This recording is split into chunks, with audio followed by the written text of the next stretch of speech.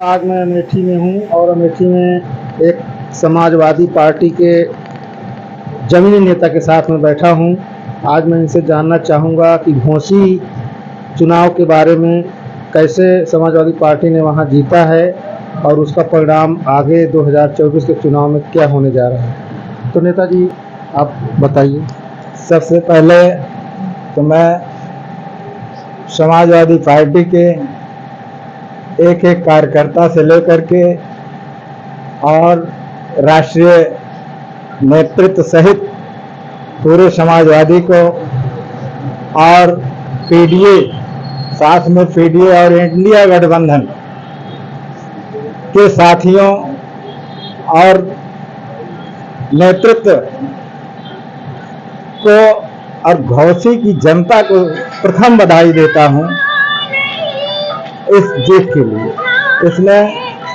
इस जीत में जहां तक मैं समझता हूं, घोसी की जनता ने इस चुनाव को लड़ा और क्यों लड़ा इसके भी कारण, इसका मुख्य कारण है आज जो भारतीय जनता पार्टी संविधान के खिलाफ, दलितों के खिलाफ, पिछड़ों के खिलाफ, भारतीय जनता पार्टी जो संविधान विरोधी है, संविधान की रक्षा में घोसी की संपूर्ण आवाम, इंडिया गठबंधन, पीडीए सहित सभी मिलकर के इनको सबक सिखाने का, इनको चेतावनी देने का जो कार्य किया है, इससे आने वाले 2024 में लोकसभा के चुनाव में बहुत बड़ा मैसेज है, बहुत बड़ा संदेश है भारतीय जनता पार्टी के लिए। और जहां तक मैं समझता हूं, यही हालत इनकी अगर बनी रही तो निश्चित रूप से इनका जिस तरह से कांग्रेस का सफाया सन 77 में हुआ था, उससे भी ज्यादा सफाया भारतीय जनता पार्टी एनडीए गठबंधन का होने जा रहा है। नेताजी, जैसे समाजवादी पार्टी के लोग जो है ओम प्रकाश राजभर जी का वो करते हैं, बहुत उनकी बुराई करते हैं, उनकी आलोचना करते हैं, तो इनके कार्यकर्ताओं को आप क्या कहना चाहेंगे? क्या इनकी जरूरी है कि इनकी आलोचना करते हैं या कि इससे बचें? जहाँ तक मेरी व्यक्तिगत राय है और मैंने जो नेताजी मुलायम सिंह जी से सीखा है, जो जाना है, मायावती से लाख मतभेद होने के बावजूद कभी नेताजी मायावती का नाम नहीं लिया करते थे। ठीक इसी तरह से इस ओपी राजभर का मैं समझता हूं हमारे राष्ट्रीय नेताओं को तो कतई भूल करके इसका नाम भी नहीं लेना चाहिए, क्योंकि ये खत्म आदमी है, राजनीति के लायक नहीं है, राजनीति में रहने लायक नहीं है, ये तो समाज में भी बोलने लायक नहीं है। पता नहीं कैसे एनडीए के लोग इससे आज राष्ट्रीय मंच का साझा करवा रहे हैं। यही इनकी सबसे बड़ी भूल है, यही इनकी हार का कारण है। और मैं तो कहता हूं अगर इसी तरह से ये एनडीए में बने रहे तो इससे समाजवादी का हित होने वाला है। और समाजवादियों के लिए इतना ही मेरा संदेश है कि समाजवादी के हमारे राष्ट्रीय नेता कम से कम इस तुच्छ आदमी का नाम लेना बंद कर दें, इसकी बात करना बंद कर दें। यही जो है समाजवादियों के इंडिया गठबंधन। नेताजी आप अमेठी से हैं और अमेठी में जब समाजवादी पार्टी जब बनी थी तब से आप जमीन स्तर से मेहनत कर रहे हैं और आज समय ऐसा है कि आज अमेठी में 2 विधायक हैं आपके।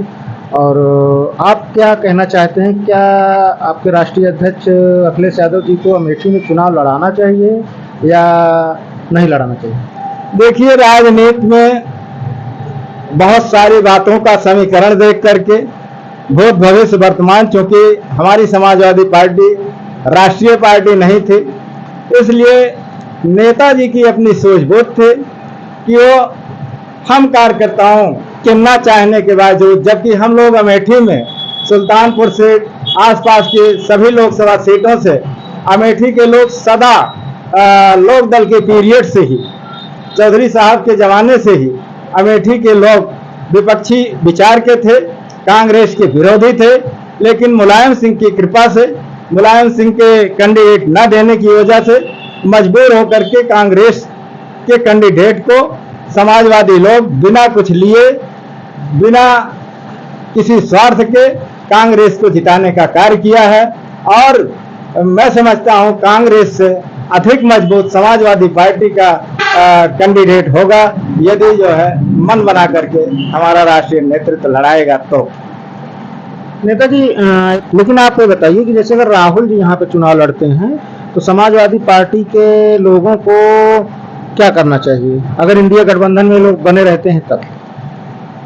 अगर इंडिया गठबंधन में निश्चित रूप से बने रहेंगे, क्योंकि इस समय जो है परिस्थिति मैं समझता हूं सन 77 की तरह है।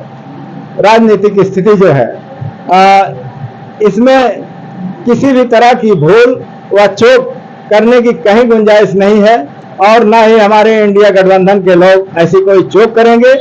और राहुल गांधी चुनाव लड़ेंगे तो हम समाजवादी पार्टी के लोग और इंडिया गठबंधन के लोग मिल करके इस बार स्मृति ईरानी नहीं, चाहे मोदी आ जाएंगे राहुल के खिलाफ, तो भी बुरी तरह से हराने का कार्य यहाँ अमेठी के लोग करेंगे।